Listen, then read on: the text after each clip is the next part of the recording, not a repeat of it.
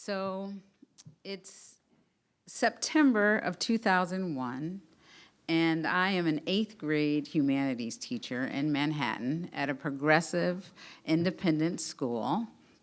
And what I didn't know was going to be my last year of teaching.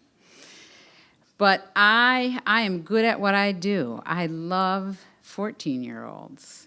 And I'm pretty sure the reason I got the job is because I told the principal that I like 14-year-olds, even when they don't like themselves. And I'm going to work with them as long as I continue to like them. So, and this particular school is a school where people pay $45,000 a year, pre-K through 12, every year. It's actually 53 now. And so it's the 1% and celebrities that send their kids there. And so the school's mission of social justice and creating change, if that seems oxymoronic with the 1% and celebrities, you're right, it is. But I am good at what I do. I turn 14-year-olds into humans. So I have created, my classroom is an adolescent oasis. There is a couch, there are bean bags, there's desks are in a square so that we can look each other in the eye as we talk about Reconstruction and the Constitutional Convention. We write memoir because when you're 14, it's all about you. And I also have posters around the wall with Angela Davis, Harvey Milk, Karl Marx, and Bart Simpson on the wall. There are string lights. I turn off the fluorescent lights because those are glaring and they bring out the worst in us. And so there's string lights, flamingo string lights, banana string lights, and star string lights, and mobiles hanging from the blank, darkened fluorescent light casings. And I have snacks. There are goldfish, gummy bears, and pirate booty. What 14-year-old doesn't love saying, "Pass the booty"?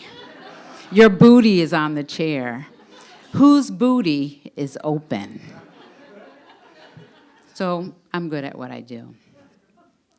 It's the first week of school, and my principal calls me up to the office, and I see that there's a couple with a young boy. And the second thing I notice is that they are silver screen royalty. The first thing I notice is that mom is boobalicious. In a way that us progressive people, we cover up. So that is very unusual. They have moved from LA, and the young man is really upset. And I'm told that I must call mom. We'll call her Mumsy. And not dad, we'll call him Stud Muffin. And son, Pete, we'll call him Pete, because being 14 years old should never be held against you. And being the parents, the things that you do when you're a parent of a 14-year-old should never be held against you. And I'm not going to have a defamation case for 5 minutes on a Holyoke stage. And he never looks up, and mom says, "Transitions are hard." So the first day of school, the day ends for this guy. I've had orientation. We've talked about norms. We sat in a circle. We know how to talk to each other, and we know how to resolve conflict. And the day is over, and pirate booty is smushed into one of my independent reading rugs right next to Pete's desk. I know it's him. So I call Mumsy. She comes in. There are many excuses. You remember oxymoronic, 1% celebrity social justice. And nothing is determined, and the day ends, and we agree on one thing, that transitions are hard. The second day, Pete looks me in the eye, takes one of the flamingos off the string light, crushes it in his palm, opens it, and pink shards fall on another independent reading rug. So I call Mumsy. She comes in.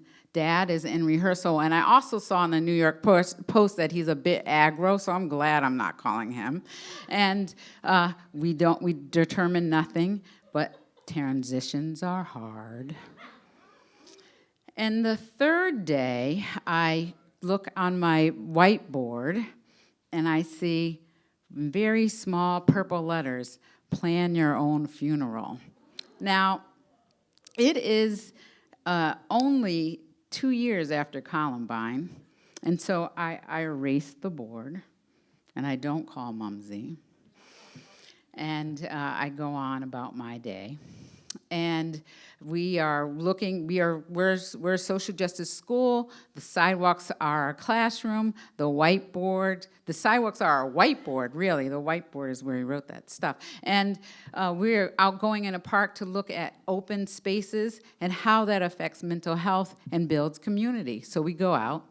And what I don't know is Pete is mounting an insurrection because the Department of Public Works pays to clean the park, not us. Our parents pay tax dollars, not us. Now, these other youngsters have been in this school since pre-K, so they know the deal.